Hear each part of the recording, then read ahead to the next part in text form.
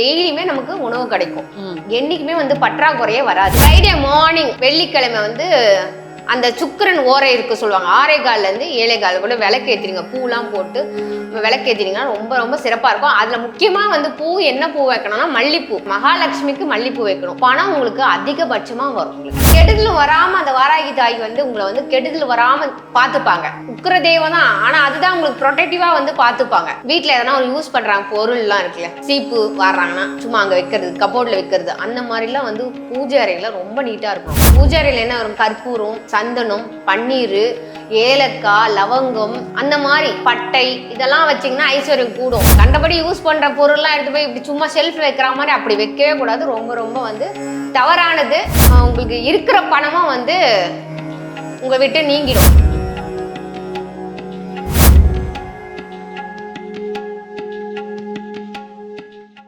SP ஆன்மீகம் நேயர்களுக்கு வணக்கம். நம்ம கூட வேதிக் ஆஸ்ட்ரோ மாலதி மேம் இருக்காங்க. ஸோ லாஸ்ட் டைம் நம்மளோட வீடியோஸில் நிறைய மக்களுக்கு பயனுள்ள வகையில் வந்து இன்ட்ரெஸ்டிங்கான இன்ஃபர்மேஷன்ஸ் எல்லாம் சொல்லியிருந்தாங்க. ஸோ அந்த வகையில் நேயர்கள் வந்து இன்னைக்கு 2-3 கொஸ்டின்ஸ் வந்து எங்களுக்கு அனுப்பிச்சிருக்காங்க. ஸோ இதை வந்து மேம் கிட்ட கேளுங்க அப்படின்னு சொல்லிட்டு. வணக்கம் மேம். வணக்கம் மேம். எப்படி இருக்கீங்க? நல்லா இருக்கேன் மேம். ஸோ உங்களோட பதிவு ரொம்பவே நல்ல ரீச் இருந்தது. ரொம்ப தேங்க்ஸ். Thank you ma'am. ஸோ இன்னைக்கு எதை பற்றி பார்க்க போகிறோம் அப்படின்னா பூஜை அறை.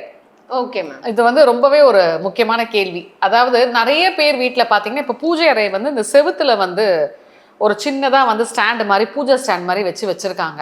அந்த மாதிரிலாம் வைக்கலாமா மேம்? இப்போ வந்து பூஜை அறை தனியாக வைக்கிறது ரொம்ப நல்லது. ஃபஸ்ட்டு சிறப்பாக இருக்கும். அப்படி இல்லைன்னா சின்னதாக நமக்கு சின்னதாக தான் முடியும்னா கண்டிப்பாக சின்னதாக வச்சுக்கலாம். நம்ம வச்சுக்கலாம். ஆக்சுவலாக அந்த காலத்துலலாம் வந்துட்டு பார்த்தீங்கன்னா பூஜை அறைக்குன்னு வந்து ஒரு பயங்கர பிரம்மாண்டம் இருக்கும். அது மாதிரிலாம் முக்கியத்துவம் கொடுத்துருப்பாங்க. பட் இப்போ ஃப்ளாட் சிஸ்டம் ஆகிப்போச்சு இல்லையா? ஸோ மக்களுக்கு வாழ்கிறதுக்கு கூட இடம் கிடையாது. ஸோ அதனால் வந்து இருக்க சைஸ் வந்து குட்டி ஆகிட்டே போகுது. ஸோ அதனால வந்து பிரச்சனைன்னு சொல்லி ஒரு சில ஜோதிடர்கள் சொல்கிறாங்க. அதை நீங்கள் எப்படி பார்க்குறீங்க? பூஜை அறை வந்து முதல்ல வந்து நிறைய பெருசாக வச்சு நிறைய சாமிங்களாம் வச்சு ரொம்ப பாரம்பரியமாக வந்து கும்பிட்டுட்டு வந்தாங்க. ஆனால் இப்போ அதே மாதிரி வந்து எல்லாரும் கும்பிட முடியல, எல்லாம் ஃப்ளாட் சிஸ்டம்னால. ஆனால் நம்ம சின்னதாக வச்சாலும் பரவாயில்ல, ஆனால் அது கரெக்டான இடத்துல வச்சா ரொம்ப நல்லாயிருக்கும். என்ன இடம் மேம்? எந்த திசையை நோக்கி இருக்கணும்? வடமேற்குல தான் பூஜை அறையை வச்சுட்டு இருந்தீங்கன்னா ரொம்ப அதை வடமேற்குல ஃபேஸ் பண்ணுற மாதிரி இருக்கணும், நல்லாயிருக்கும். அப்படி இல்லைன்னா தென்கிழக்கு அந்த இடத்துல வச்சாலும் ரொம்ப நல்லா இருக்கும். ஐஸ்வர்யம் வந்து நம்ம நல்லா ஐஸ்வர்யம் அதிகமாக கூடும். நமக்கு பண வரவு நிறையா இருக்கும். வீட்டில் அமைதியாக இருப்பாங்க. ஒரு சண்டை சச்சரவுலாம் இல்லாமல் ரொம்ப அமைதியாக இருப்பாங்க. எல்லாரும் வந்து ஒரு பாசமாக இருப்பாங்க. ஒருத்தருக்கு விட்டு கொடுக்குறது பாசம், அந்த மாதிரி ரொம்ப சிறப்பாக இருக்கும். இந்த மாதிரி பூஜை அறையை வந்து கிளீனாக மெயின்டைன் பண்ணால் நல்லாயிருக்கும். வடமேற்கு இல்லாட்டி தென்கிழக்கு, கரெக்டுங்களா? வடமேற்கு தென்கிழக்கு. இந்த திசையில வச்சா ரொம்ப சிறப்பா இருக்கும் அப்படின்னு சொல்றீங்க. Okay ma'am. இன்னொன்னு, பூஜை அறை எப்படி இருக்கணும்? இப்போ நம்ம எப்படி இருக்கணும் அதே தான். நம்ம எப்படி நம்ம நீட்டாக இருக்கணும் அதே மாதிரி தான் பூஜை அறைக்கு அவ்வளோ இம்பார்ட்டன்ஸ் கொடுக்கணும். ஏன்னா நம்ம வாழ்க்கைக்கு ரொம்ப முக்கியமானது வந்து தெய்வம். ஸோ அந்த தெய்வத்துக்கு நீங்கள் எவ்வளோ ரெஸ்பெக்ட் பண்ணுறீங்க, அதை எவ்வளோ நீட்டாக வச்சுக்கிறீங்க. அப்படி நீட்டாக வச்சுருந்தா தான் உங்களுக்கு வந்து மகாலட்சுமி வருவாங்க. அப்போ தான் உங்களுக்கு காசு எந்த கஷ்டமும் இருக்காது. பண கஷ்டம் இருக்காது, நோய் நொடி இருக்காது, மற்றபடி குடும்பத்தில் குழப்பம் இருக்காது, சண்டை இது மாதிரி எதுவுமே இருக்காமல் நல்லபடியாக லைஃப் ரன் ஆகிருக்கும். Okay ma'am. இப்போ சில பேர் பார்த்தீங்கன்னா அவங்களோட அந்த செல்ஃப் ப்ரெஸ்டீஜை காட்டுறதுன்னு சொல்லிட்டு பூஜை அறையை வந்து பயங்கர பிரம்மாண்டமாலாம் வச்சுருப்பாங்க. சில பேர் பார்த்தீங்கன்னா சின்னதாக அழகாக வச்சுருப்பாங்க. இப்போது கிஃப்ட் ஐட்டம்ஸ் எல்லாம் எடுத்துகிட்டு வந்து பூஜை அறையில் வைக்கலாமா? கிஃப்ட் ஐட்டம்ஸ்ன்றது ஒரு விக்கிரமம், பித்தளையில் இருக்கிறத விக்கிரமம் தாராளமாக வைக்கலாம். அதுவும் சின்ன சைஸில் தான் இருக்கணும். இவ்வளோ சைஸில் தான் இருக்கணும் விக்கிரகம். அந்த மாதிரி தான் வைக்கலாம். இவ்வளோ பெருசாக வைக்கிறது, அப்புறம் வந்து இந்த பிளாஸ்டிக்கு அந்த மாதிரிலாம் வைக்க வேண்டாம். ஸோ இந்த மாதிரி நீங்கள் வந்து பித்தளையில் கண்டிப்பாக ஐம்பொன் சிலைன்னு சொல்லுவாங்க, அது வைக்கலாம். ஸோ நீங்கள் அதை பூஜை பண்ணிட்டு வழிபாடு பண்ணிட்டு அப்புறம் தான் பூஜை ரூமில் வைக்கணும். நீங்கள் எந்த ஒரு பூஜை புதுசாக ஏதோ கொடுக்குறாங்கன்னா அது நீங்கள் வந்து ஃபஸ்ட்டு பூஜை செஞ்சுட்டு நீங்கள் வந்து ஒரு 108 வாட்டி ஓம் லக்ஷ்மி நமக அது மாதிரி அதுக்காக பூஜை நாமெல்லாம் சொல்லிட்டு அதுக்கப்புறமா தான் நீங்கள் பூஜை அறையில் வைக்கணும். அப்போ தான் அதுக்கு வந்து பவர் கூடும். நெய்வேத்தியம்னு சொல்லுவாங்க. இப்போ சாமிக்கு வந்து சில பேர் வந்து பிரம்மாண்டத்தை காட்டுறேன்னு சொல்லிட்டு பெரிய பெரிய சைஸ் சிலையெல்லாம் கொண்டு வந்து பூஜை அறையில் வச்சிருவாங்க. பெரிய பெரிய சிலையை கண்டிப்பாக வைக்கக்கூடாது. என்ன அளவில் வைக்கணும் மேம்? நம்ம வந்து கை சைஸ் சொல்லுவாங்களே, இந்த உள்ளங்கை இப்படி இருந்தா போதும். இந்த சைஸ் அந்த சைஸ் இருந்தா போதும். ஒரு 5 இன்ச்சு வரும், அவ்வளவுதான். இந்த சின்ன சைஸ் விக்கிரகம் தாராளமா வைக்கலாம். ஓகே. பிள்ளையார் வைக்கலாம், பிள்ளையார் விக்கிரகம் வைக்கலாம், லக்ஷ்மி விக்கிரகம், சரஸ்வதி, எந்த மாதிரியான விக்கிரகமும் வைக்கலாம். எல்லாமே வந்து சின்னதாக இருக்கணும். விக்கிரகம் வந்து ரொம்ப சின்னதாக இருக்கும். ஐம்பொன்ல இருக்கலாம், தங்கத்தில் இருக்கலாம், வெள்ளியில் இருக்கலாம், நீங்கள் வந்து பித்தளையிலும் வச்சிருக்கலாம். ஸோ இதெல்லாம் வந்து எப்பவுமே வச்சிருக்கலாம். தங்கத்தில் சப்போஸ் சின்னதாக வைக்கிறாங்கன்னா தாராளமாக வச்சிருக்கலாம். பத்திரமா பாதுகாக்கணும், ஆனால் தாராளமாக வைக்கலாம். விற்கிற விலைவாசியில தங்கத்தில் எப்படியும் வைக்கிறது இல்லை, வெள்ளியில் நிறைய பேர் வச்சிருக்காங்க. காமாட்சி அம்மன் விளக்கெல்லாம் வைக்கிறாங்க. ஸோ அது மாதிரி தாராளமாக வைக்கலாம். காமாட்சி அம்மன் வந்து உங்களுக்கு வந்து சுக்கிரன், வெள்ளினாலே உங்களுக்கு சுக்கிரன். ஸோ பணம் வரவு அதிகமாக வரும். அதனால தான் நிறைய பேர் வந்து காமாட்சி அம்மன் விளக்க வந்து நாங்கள் நிறைய பேர் வெளியில வைக்கிறாங்க. முடிஞ்சவங்க எல்லாரும் முடிகிறவங்க வந்து வெளியில விளக்கு, சின்ன விளக்காக தான் வைக்கலாம். மேம், ஒரு முக்கியமான சந்தேகம், அதாவது பாத்தீங்கன்னா நிறைய பேர் சொல்லக்கூடிய விஷயங்கள் வந்து அந்த காலத்துல இருந்து இப்போ வரைக்குமே பாரம்பரியம் வந்து அகல் தான். அகல்ல விளக்கேத்துறது வந்து ரொம்ப சிறப்புன்னுவாங்க. ஒரு சில பேர் என்ன சொல்லுவாங்க, இல்ல பித்தளையில தான் வந்து விளக்கேற்றணும் அப்படின்வாங்க. கொஞ்சம் வசதியா இருக்கவங்க வெள்ளின்றாங்க. எதுல தான் மேம் விளக்கேத்துறது? தாராளமா வந்து வெள்ளியில காமாட்சி அம்மன் விளக்கு ஏத்தலாம். ஆனா நம்ம கிளீனா மெயின்டைன் பண்ணணும். அந்த காமாட்சி அம்மன் வெள்ளி விளக்கு வந்து கருப்பு ஆகக்கூடாது. ஸோ அதுக்காக நல்லா அழகா வந்து திருநீர்லாம் போட்டு நல்லா தேய்ச்சி கழுவி ஒயிட்டா இருக்கணும் மேடம். அதான் ஜொலிக்கணும், அந்த சில்வர் ஜொலிக்கணும். சரி, நம்மளால முடியல பித்தளையில ஏத்தலாம். அப்படி இல்லைன்னா வந்து நீங்க வேற அகல் விளக்கு சொல்றீங்களே, 5 முகம் அகல் விளக்கு இருக்குல்ல, தாராளமா ஏத்தலாம். நீங்க அது ஏத்தினீங்கன்னா உங்களுக்கு வந்து ஐஸ்வர்யம் ரொம்ப கூடும். மண் விளக்கு தான், சாதாரண மண் விளக்கு, நெய் போட்டு திரி போட்டு நீங்க ஏத்தீங்கன்னா ரொம்ப ரொம்ப நல்லா இருக்கும். ஓகே, பூஜை அறையில என்னென்ன ஐட்டம்ஸ் வைக்கணும்? சில பேர் நிறைய வச்சிருப்பாங்க, கொச்சன்னு கிளம்ஸியா வச்சிருப்பாங்க. ஆக்சுவலி என்னென்ன ஐட்டம்ஸ் மேம் முக்கியமா இருக்கணும் பூஜை அறையில? முக்கியமா வந்து பூஜை அறையில பழக்கம் இருக்கிறவங்க வந்து சங்கு வைக்கிறதுனா தாராளமா வைக்கலாம். வலம்புரி சங்கு ரொம்ப ரொம்ப நல்லது, தாராளமா வைக்கலாம். பழக்கம் இருக்கிறவங்களுக்கு வைக்கலாம். அது சில பேர் வந்து பரம்பரையா வச்சுக்கிட்டே வருவாங்க. சிவனை கும்பிட்றவங்களாம் வந்து அதை வலம்புரி சங்க வைக்கிற பழக்கம் இருக்கும், அதனால வைக்கலாம்.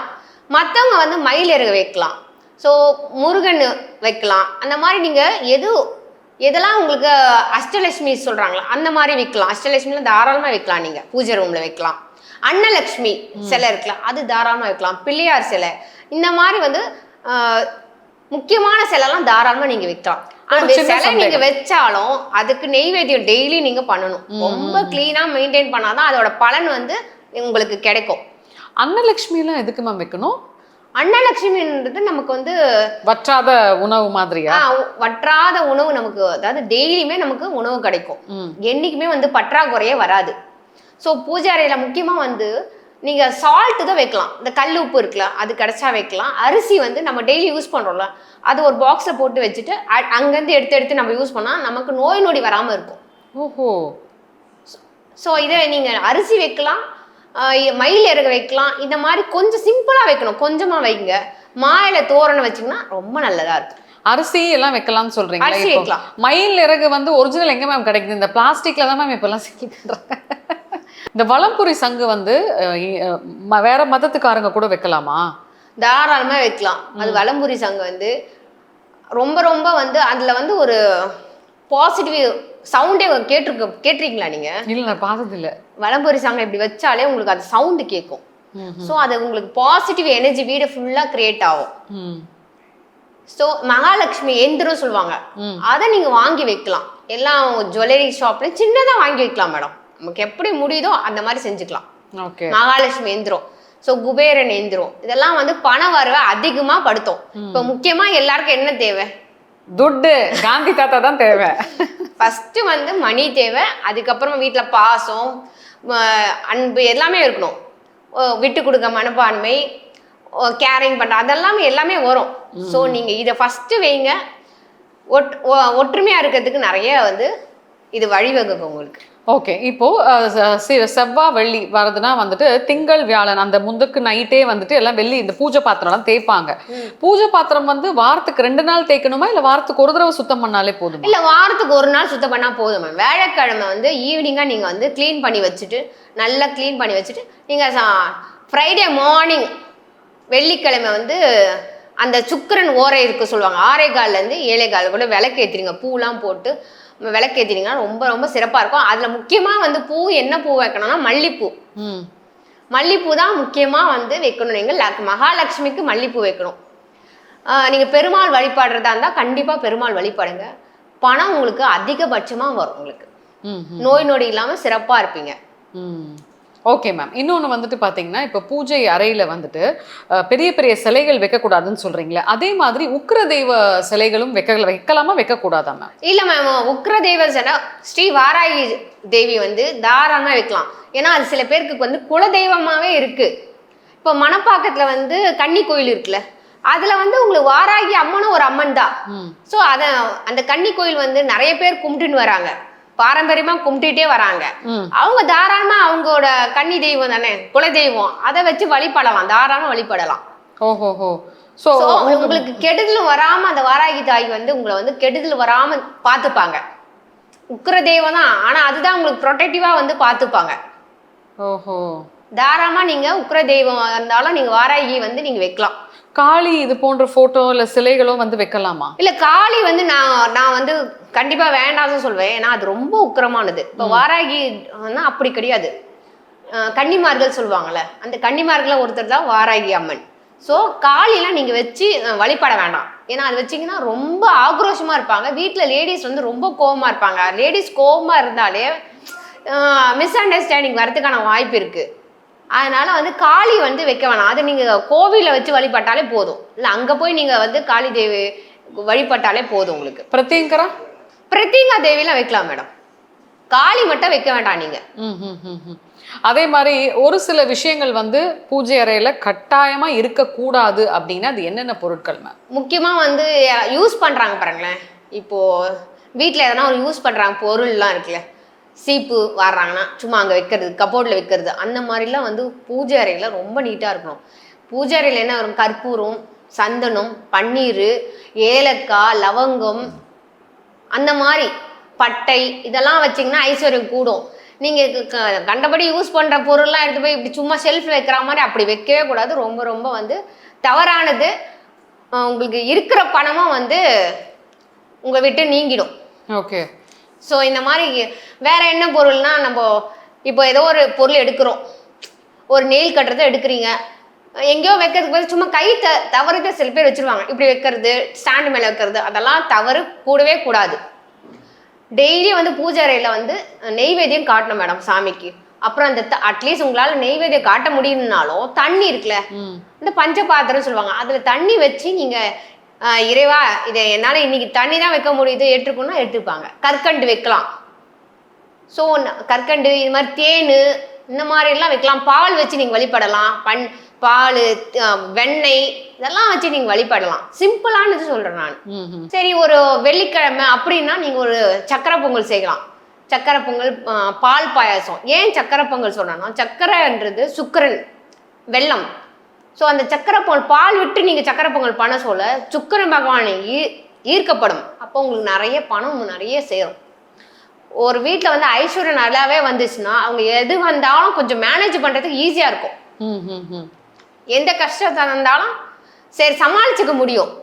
அதுக்காக தான் நான் உங்களை வந்து சக்கரை பொங்கல் வழிபாடு பண்ணுங்க.